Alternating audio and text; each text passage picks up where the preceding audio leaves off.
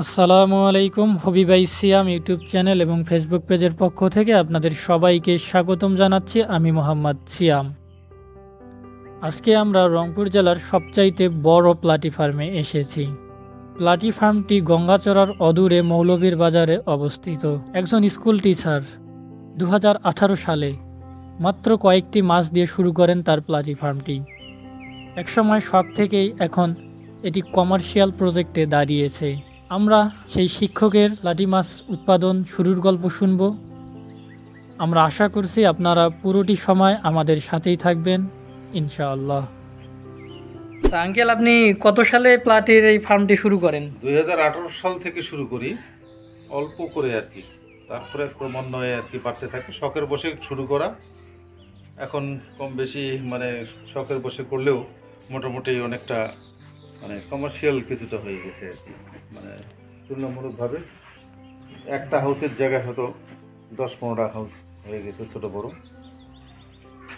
এই ট্যাঙ্কটা বা হাউসটা 23 ফিট লম্বা। 23 ফিট লম্বা। 23 ফিট লম্বা। মানে প্রথমে ছোট করে শুরু করলে এখন দেখা যাচ্ছে যে আপনি অনেকগুলা হাউস করছেন। এগুলা থেকে মানে যদি একটু বলতেন, মানে কাছাকাছি একটা ধারণা দিতেন যে বেনিফিট কীরকম পাচ্ছেন আপনি। খারাপ না, মানে কেউ যদি নতুন করে করতে চায় তাহলে আপনি কি বলবেন? অবশ্যই আমি বলবো যে করতে পারলে, এর সাথে লেগে থাকলে সে লাভবান হবে। হ্যাঁ, খারাপ না। দেখেন বন্ধুরা, পুরা 23 ফুট লম্বা একটি ট্যাঙ্ক। এখানে কিন্তু প্লাটি দিয়ে ভরপুর আছে। মাছগুলা হয়তো বা সেভাবে দেখা যাচ্ছে না, মাছগুলা নিচে আছে।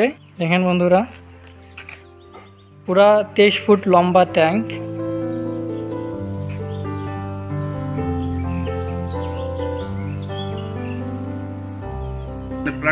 প্লাটি এবং শর্টেল, রেড শর্টেল, যেটা রেড শর্টেল অনেক আছে, রেড শর্টেল অনেক আছে। আপনার লোকেশনটা একটু বলে দিয়েন। আমার লোকেশন, কেউ যদি রংপুর শহর থেকে আসতে চায় তাহলে কিভাবে আসতে হবে? আসলে রংপুর মেডিকেল কলেজের উত্তর পাশ মানে পাশ দিয়ে যে রাস্তাটা গঙ্গাচড়ার দিকে চলে আসলো, ওই রাস্তায় আসতে গিয়া বুড়িরহাট মানে এগ্রিকালচার ফার্মের পাশে, মেইন রাস্তার পাশেই আর কি বুড়িরহাট এগ্রিকালচার ফার্ম এসে তার একটু সামনে 100 গজ সামনে এসেই বুড়িরহাট মৌলভীর বাজার নামের একটা মানে বাজার আছে।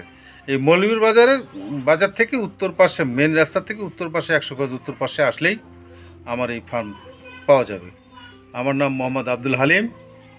আমি প্রাক্তন মানে হাই স্কুল টিচার ছিলাম। হ্যাঁ, এখন হয়তো মানে অবসরে। মানে এখন অবসরে ফ্রি টাইমে আপনি মাছগুলা পালন করেন। এতে দেখতেছি আমার মানে চলা বলা বলতে একটু মুভমেন্ট হয়, কারণ একবারে বসে থাকলেও তো শরীরকে ঠিক রাখতে গেলে একটু মুভমেন্টের প্রয়োজন। জি, অবশ্যই। তো এটা করতে গিয়েও অন্তত একটা মুভমেন্ট হয়, ফিজিক্যাল এক্সারসাইজের মতো একটু হালকা হলেও। হ্যাঁ, শখের বসে করা, এই শখ করতে গিয়েই আমাকে বাধ্য হয়ে হয়তো এদের পিছনে একটু নার্সিং করতে হয় এদের। এটা কেউ যদি একসঙ্গে আপনার কাছ থেকে মানে নিয়ে বিজনেস করতে চায়, যে একসঙ্গে ধরেন যে 1000 পিস মাছ নিল, আপনি দিতে পারবেন? দিতে পারবো।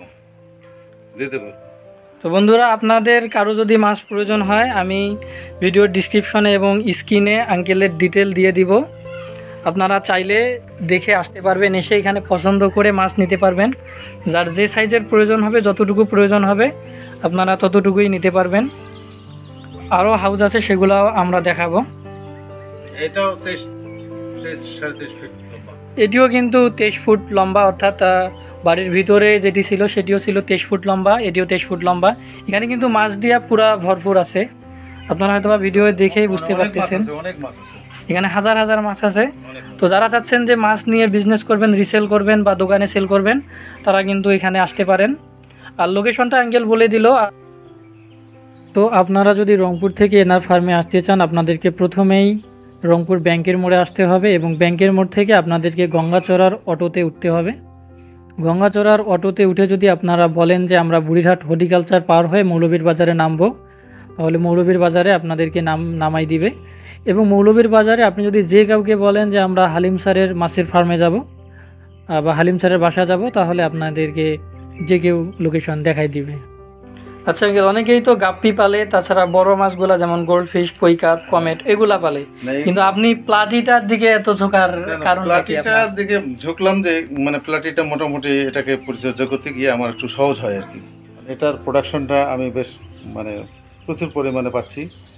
আর মূলত প্লাটিটা যেহেতু মানে বাচ্চা দেয়, হ্যাঁ, তো এই বাচ্চা দেওয়ার কারণে এটার প্রতি আমার ওই অত ঝামেলা করতে হয় না। কারণ অন্য সব কুইকার, বাটারফ্লাই, এটা সেটা এই সব পালতে গেলে এগুলোর ব্রিডিং সিস্টেমটা আলাদা। এগুলোকে মানে এগুলোর বাচ্চা নিতে গেলে অনেক যন্ত্রণা করতে হয় আর কি। যদিও ওইসবের ব্রিডিংটা একটা মাছের ব্রিডিং করতে পারলে হয়তো বা দেখা যাবে এরকম লাখ লাখ প্লাটির থেকেও সেটা বেনিফিটটা অনেক। আচ্ছা, প্লাটি মাছ তো অটো ব্রিড, এগুলো তো বাচ্চা দিয়ে আমরা জানি যে বাচ্চা খেয়ে ফেলে। আপনি কি বাচ্চাগুলো আলাদা করে রাখেন নাকি ওখানে ট্যাঙ্কেই থাকে? বাচ্চা আলাদা করি না, যদিও খায় কিন্তু খালি থাকলে বেশি খেয়ে ফেলে। আমি মূলত পানা দিই, পানা দিলে পরে বাচ্চাগুলো অনেকটা সেফ হয়ে যায়। পানা থাকলে বাচ্চাটা অনেক সেফ হয়ে যায়।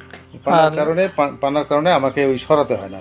যেমন এইখানে খালি আছে, কোনো পানা নাই, যে কারণে এখানে কোনো বাচ্চাও আমি দেখতেছি না। কারণ যদিও দুই একটা বাচ্চা এসে আসছে, কিন্তু হয়তো ওরা খেয়ে ফেলছে সাথে। এখানে কিন্তু মাছের ডেনসিটিটা অনেক বেশি। হ্যাঁ, অনেক বেশি। ওগুলো তো অনেক আছে, কিন্তু এখানে মানে পানা দেয়া নাই, ডেনসিটিটা বেশি কারণে বোঝা যাচ্ছে এখানে বাচ্চা আর কি দেখা যাচ্ছে না। আপনি এই মাছগুলার খাবার দাবার বিষয়ে মানে খাবার কি খাবারটা খাওয়াই আমি 0.5 যে ইয়েটা কি বলে ফিটটা, 0.5 ফিটটা আমি পৌরবাজার থেকে রংপুর শহর পৌরবাজার থেকে কিনে এনে সেই খাবারটা আর কি খাওয়াই।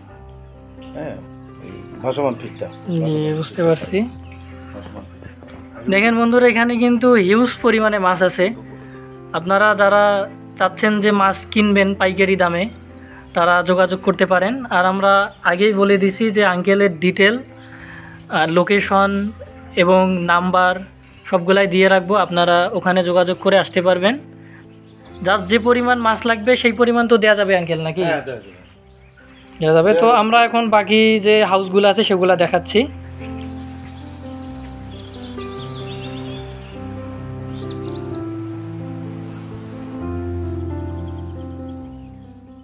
আমরা তো আপনার মাছের সেটআপ বা মাছগুলা দেখলাম, কিন্তু আপনি মানে কার কাছ থেকে অনুপ্রাণিত হয়ে এই মাছের দিকে আসলেন? আমি রংপুর মেডিকেল কলেজ পূর্ব গেটে মোহাম্মদ মৃদুল রহমান, উনি আমার ওই ফ্রেন্ডের ছোট ভাই, আর ওই মহিমিটুর আপন চাচাতো ভাই।